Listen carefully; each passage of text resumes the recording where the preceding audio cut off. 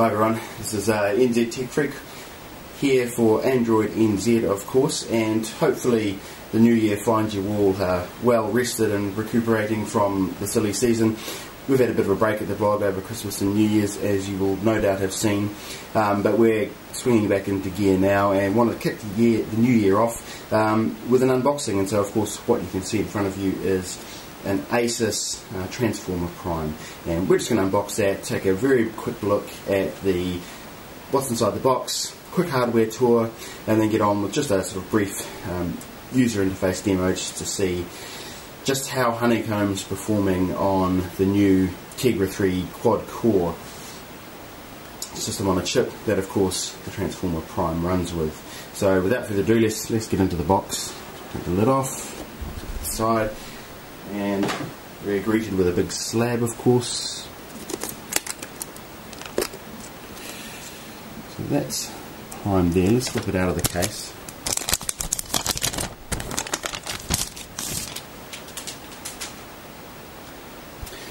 And there it is.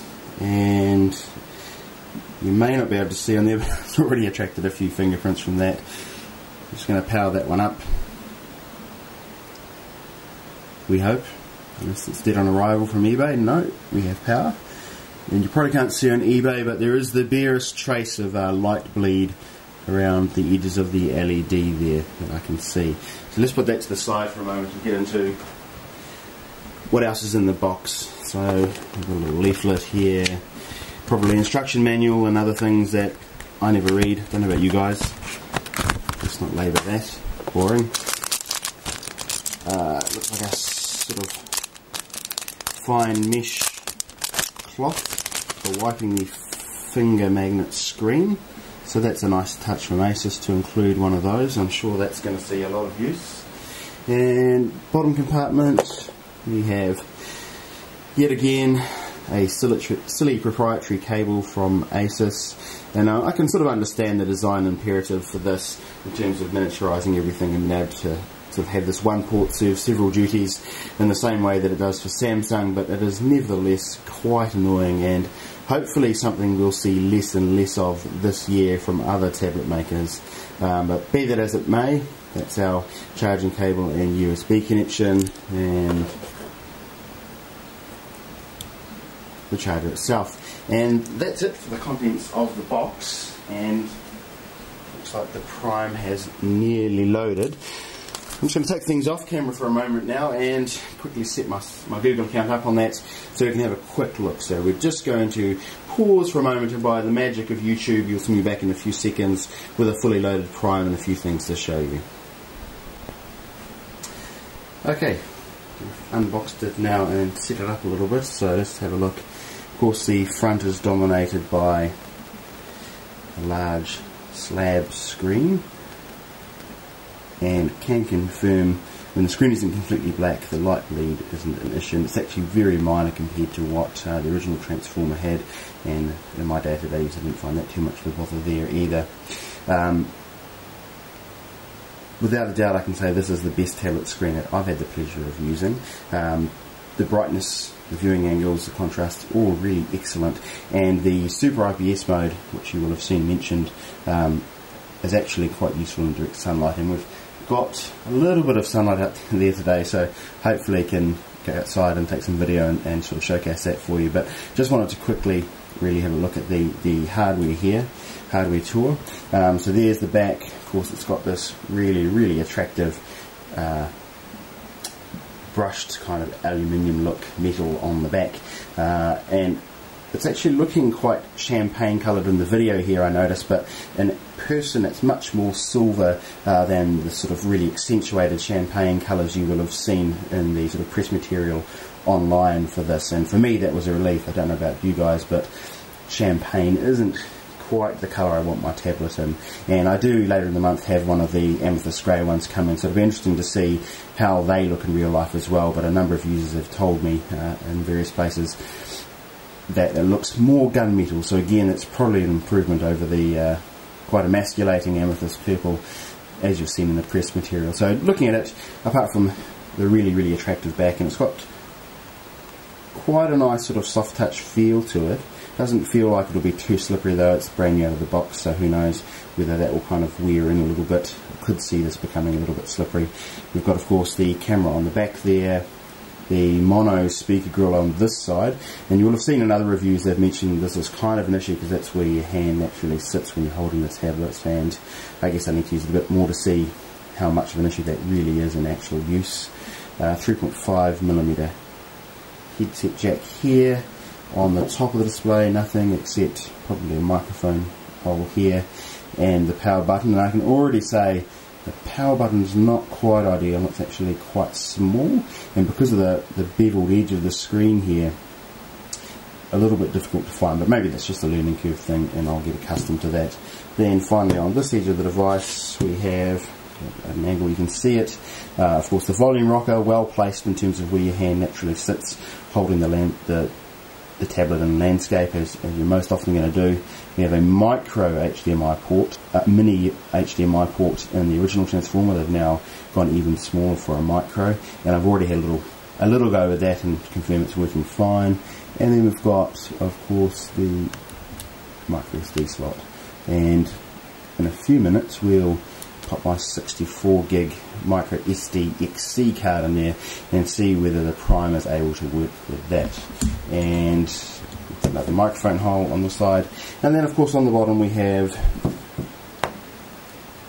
the proprietary connector, and that is for USB connections, both in terms of connecting to your computer to copy stuff to the Transformer, but also can be used with the original Transformer USB adapter. So I've already tried that out, tried a drive, tried one of the Logitech combined wireless keyboard and mouse with a unifying receiver, and this one working fine. The original Transformer USB sort of adapter isn't quite ideal. Even in the original Transformer it didn't sit that well within the Transformer, had a tendency to wobble a bit. That's even more pronounced here, of course, with this kind of razor sharp thin beveled screen here, so it's a bit more of a problem here. No problem at all if you're going to be using it just for, you know, connecting your Prime to the computer via HDMI and using a sort of wireless USB keyboard and mouse type of thing. No problem at all there, but for something like a game controller for up close and personal gaming, maybe a bit of an issue, just the wobble that you get and how sort of non-solid that connection is. You can see with the screen off just how many fingerprints it's already collected in that brief time, but that's just part of the course really for tablets. It'd be nice if there was a better oleophobic coating on it, I guess, but all in all, beautiful hardware. I don't think there's a better looking tablet on the market right now. This is just superb. Slim, feels great in the hand, great build quality, great build materials, and all in all, just initial impressions are fantastic. So I suspect few people will be disappointed with one of these out of the box. So what I really wanted to show here was just how well Honeycomb runs on the Tegra 3 system on a chip hardware, and as you see, if I zip around the home screens here, the performance is really snappy, and to my way of thinking, this is how Honeycomb should have been when Google launched it. And partly it's the hardware, of course, it's the Tegra 3 that's underlying all of this, but partly it's also the manufacturer here. ASUS have done a bang-up job with their Android tablets to date, and although no one could have predicted how well they were going to do, it just makes me wonder really whether Google went with the right launch partner for their Honeycomb tablets early last year. The Motorola Zoom, of course, being fairly disappointing in comparison to most of the other Android tablets that other people brought to the table as the year progressed. Now, of course, there are a few interesting things that ASUS did here, one of which is the camera, the best camera you're going to find on any tablet at the moment, and the other thing, of course, is a few things in the settings that they've added above and beyond regular Honeycomb, much in the same way that Samsung made a few of their own additions. And so, without further ado, let's have a look at the camera application. Now, I don't want to labour the point here about the camera and go into an in-depth guide through the user interface or anything. Really, I just want to make the point that they've put all of the user interface elements right where your thumb will sit when you're holding the tablet in landscape, which I pick is how most of you are going to be holding it if you're using it as a camera.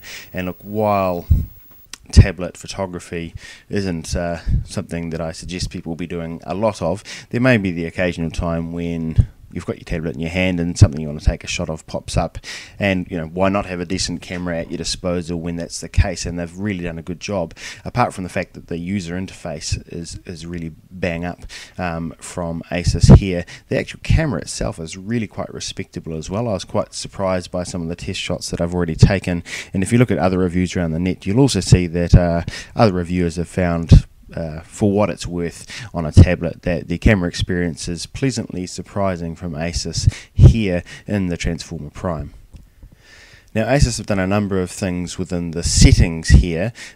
You'll probably be aware that there's a few settings in relation to how the CPU handles itself in terms of battery performance. So there's a few things in quick settings in the bottom right hand side of the screen there that'll put it in either battery saving, balanced or normal mode.